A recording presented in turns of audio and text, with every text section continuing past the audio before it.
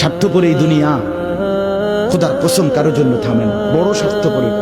হ্যাঁ, যেদিন বাপের জানাজা পড়ে, যেদিন বাপের লাশ কবরে দাফন করে, সেদিনও বংশধর সন্তান ছেলে মেয়ে ঘন্টাখানিক 2-4 ঘন্টা কাইন্দা কাটটা হইলো, রাতের বেলা ঠিকই ভাত খায়। হ্যাঁ, পাশের ঘর থেকে খানা আনে, তারপর ঠিকই খায়। স্বার্থপর দুনিয়া থামে না রে ভাই, থামে না দুনিয়া। ওই জন্য আমাদের কারোর জন্য থামবে না। তুমি আমি মরে গেলে শেষ। আবারও বলছি কথা, আমি মরে গেলে এরপরে পৃথিবী যত আধুনিকে হোক না কেন, আমার কি কথা বুঝছিনি? আমি মরার পরে যদি সবার ঘর স্বর্ণের বাড়ি হয়ে যায় তো আমার লাভ হইল কি?